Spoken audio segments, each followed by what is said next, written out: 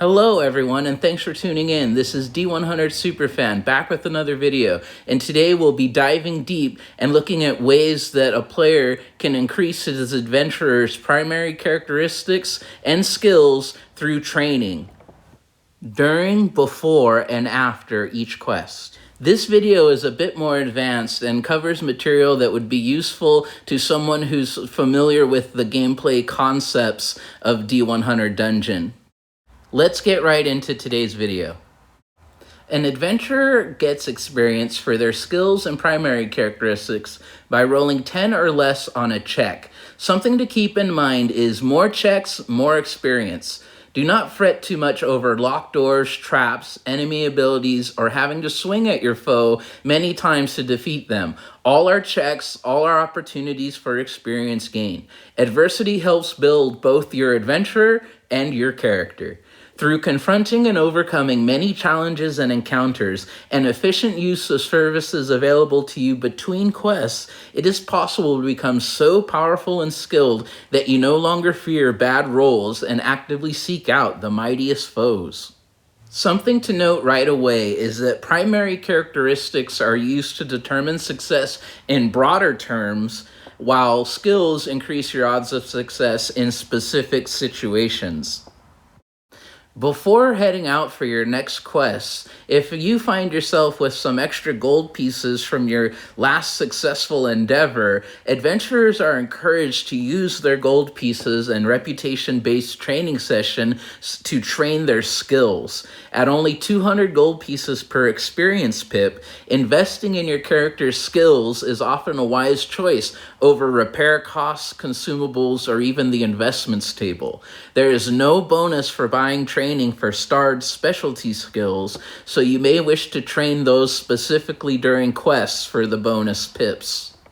Though you may only initially be able to train a few pips worth of experience between each quest, those add up quickly, and the +5 skill bonus for leveling up those skills really helps during quests. So it really pays to pay for the tuition each time between quests. The more consistently you pay for tuition, the faster it pays off. Let's start with one of the most overall useful skills, Lucky.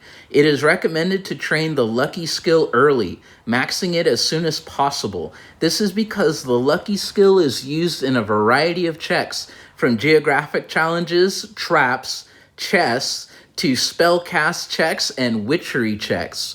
The terrifying Petrify enemy ability is also a skill check involving Lucky. Lucky is used so often it is almost a primary characteristic, so train it early and enjoy the benefits. Traps is another skill that is good to train in town. Be it a trap, trap door, or trap chest, every time you make a traps check, your hit points are in danger. Having a very high trap skill also gives you the advantage of being able to more easily open the more lucrative chests. All trap chests found on the geographic table, with the exception of one, are treasure rolls. The exception is Table G, entry 9395, and awards a +10 roll on Table W. Traps and Lucky often work together well to give you the best treasures, so train those skills. Dodge is also good to train, as it helps get past many monster abilities that debilitate or outright damage your adventurer in combat. Monster abilities that use dodge in the check include fire, freeze, stun, and web. Dodge works great whether the characteristic that is also being checked is very high or very low, by either increasing the chances of success to near certainty or at least giving you a fighting chance. Having your bravery skill trained up for the late game is a great strategy to begin implementing in the early game. Training bravery pays off later in Table E, the encounters table. It is absolutely essential, as most of the toughest monsters in the game have the fear ability, which prevents your adventurer from doing much of anything in combat if you're not able to get past it. As far as experience gained during a quest, a savvy adventurer knows to apply the experience gained during quests to their specialty starred skills first if they want to ensure maximum success in relevant skill checks as soon as possible. After the relevant skills are increased to their max, then you may apply experience to the other skills or primary characteristic used in the check. But get those starred specialty skills maxed first to ensure maximum success. Foregoing experience entirely and still in the phase before each quest, an adventurer may find increases to primary characteristics in the market itself by repeatedly making reputation-based market rolls on tables TA, TB, and TC, and seeking out elixirs. Understand that this is essentially trading GP for primary characteristic straight up if you are able to find elixirs with your market rolls. This works best when the adventurer has several reputation points and plenty of gold pieces, so this is more of a mid-game strategy. 4 to 7 reputation is great for this. At the market, table TA entries 86 through 94 are primary characteristic increasing elixirs. At a cost of 300 gold pieces each, they are an economical way of getting your characteristics up. Entry 95 is an elixir of finer health, which increases your primary HP by +1 for 400 gold pieces. Understand that acquiring a single primary HP through training costs a whopping 20,000 gold pieces, so 400 gold pieces through the market is an absolute steal if you can find it. There are more potent elixirs on tables TB and TC, and their costs in gold pieces are fair compared to the finer elixirs found on table TA, so an adventurer may prefer to roll on these tables in the market when they become more of a high roller, so to speak. You may wish to use the market method to increase your primary characteristics that are weaker for more gameplay options. A paladin may use elixirs to get his dex up so he or she can finally make use of the legendary longbow of the Colossus they had found several quests ago, or finally be able to cross a rope bridge safely. Or a caster may use elixirs to increase their feeble strength to use as a battery for their heal spells, allowing them more survivability down in the dungeon depths. A high dex character may increase their int to 50 to unlock the spellbook ability to use the high bonuses offered by the first few spell slots to cast open magic or healing or the stat boosting spells, becoming a bit more of a utility caster. And if something else should catch your eye while you're fishing for elixirs at the market, go for it. Let's look at a few ways of acquiring XP during a quest. While navigating the dungeon, locked doors and locked chests are great for training dex and lock skills.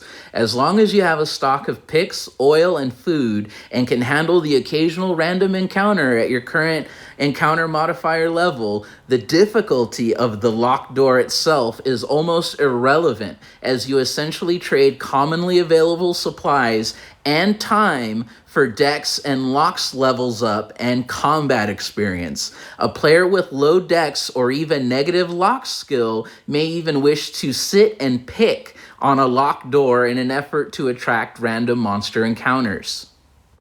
An adventurer looking to farm XP in their primary characteristics and casting skills through combat can find a valuable training partner in the humble giant oozes found on table EA included in the Adventurer's Companion. They have stats and abilities that are complementary to this endeavor. First, they have a low attack value and a pitiful -3 damage modifier. Second, they have a decent amount of hit points and the regenerate ability, which will replenish their hit points over the course of the training session. Third, giant oozes are sticky and will use the web ability at the end of every round. This is a great way to earn extra XP in your dex characteristic and dodge skill by making that check every turn. A player may even prolong the fight by using the perfect aim ability and choosing to go with the lesser of their damage rolls, perhaps even choosing the negative value damage modifier in an attempt to make more attack checks, block more escape attempts, and generate more XP. This is especially useful when wielding the basic versions of one of the dual attack stat weapons, such as the Chakram throwing axe, or even -1 damage value throwing knife and -2 sling. These types of weapons work great in the offhand or with a shield for more combat and experience generating options. An adventurer looking to train int characteristic and bravery skills should seek out the Revenant series of enemies, also found on table EA. These low-level undead are weak, allow you to level up bravery and int by forcing a fear check at the start of every combat round, and they also drop great loot in the form of weapons and armor, perfect for dismantling and crafting back in town, giving you materials and XP in your salvage and crafting skills, as well as your artisan characteristic. If you are seeking giant oozes and revenants, you can find them often in a quest with a very low encounter modifier. Building a custom quest using the rules provided in the quest builder section of the Adventurer's Companion can allow you to apply a -40 encounter modifier. Bottoming out on table EA will ensure an encounter with a giant ooze, while building a quest with an objective of eliminating 5 undead with a -40 encounter modifier ensures multiple training sessions with oozes and revenants before quest completion. Using the encounter rule included in the Adventurer's Companion will help you from running into an oops, all oozes situation. With the encounter rule in effect, when you bottom out the roll and don't hit a revenant enemy on the encounter table, the encounter rule essentially gives you a second roll with a chance at a Revenant Dwarf or Revenant Elf Archer or a non-Revenant small enemy. Even if you don't get your Revenant, you are at least able to enjoy rolls on tables A or I or W from the other enemies. The enemies that have a roll on table I, at entry 8788 on table I, there's a Book of Skill. This is a jackpot roll on the Humble Items table, as it allows you to roll a d10 to determine which skill gets a +5 bonus. +5 is huge and is especially great when it lands on one of your non-starred, non-specialty skills. Bear in mind that there's typically a maximum bonus of +20 for skills, but the Book of Skill may even help you recover from a negative skill value. Escape checks are a great way to make a strength check in combat in addition to your attack roll. If the enemy tries to escape and you can handle a few more rounds of combat, make the attempt to block the enemy's escape. Even if your relevant characteristics and skills are low, if you can handle the enemy a while longer, make the attempt to block the escape, even if just for the extra check and potential experience. Also, you are essentially allowed a free attack if the enemy chooses to escape, so if the enemy is almost done for, taking a final swing is also a good option. The Mighty Blow can trigger for big damage, perhaps one-shotting your cowardly foe and awarding you their loot, with a Mighty Blow death kill bonus. Spellcasting is a great way to increase magic and lucky skills, as well as int. Repeated casts of the humble, low-cost Fire Blast spell are a great way to ensure a relevant skill check every turn in combat. Having Fire Blast or Fireball at the top of your spell list is great for training purposes, as you will have a higher spell cast bonus from having those spells in the higher spell slots in your spell book. Also, casting the stat boosting spells at every available opportunity is also an economical way of ensuring that you get spell check casts in order to increase your experience. Well, that wraps up today's video. Thanks for delving deep with me and taking a really detailed look at ways to increase your adventurer's characteristics and skills, both inside and outside of a quest.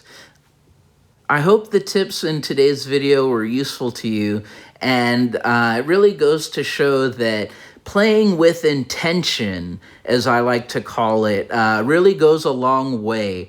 Though there is a lot of dice rolling in this game, and you often hear about, where I have heard concerning D100, where are the decision points? Well, let me tell you, if you play with intention, you really start to see the game for what it is, and it's a game about pressing your luck and trying to move your character in certain directions, both developmentally and gameplay-wise, in spite of the challenges and, in a game of dice, randomness associated with traveling through the dungeon.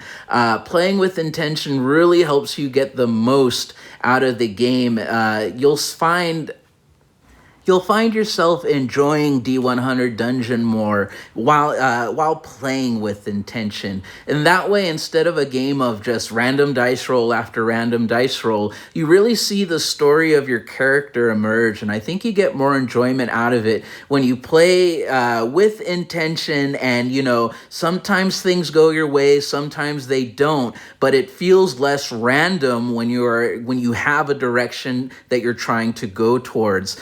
When a setback occurs in that situation, it's really more, okay, this happened in the story, and then my character did this. And I think you'll see a lot of really cool emergent gameplay moments, a lot of cool epic story moments that might happen in this game while you're attempting to realize your intentions. And the game, preventing you from doing that becomes part of the fun and part of the challenge and part of your character's story. Thank you so much for watching today's video. I hope you enjoyed, and we'll have another one out soon. Thank you so much. Thank you so much, Mr. Martinite, for developing this awesome game, and have a great day.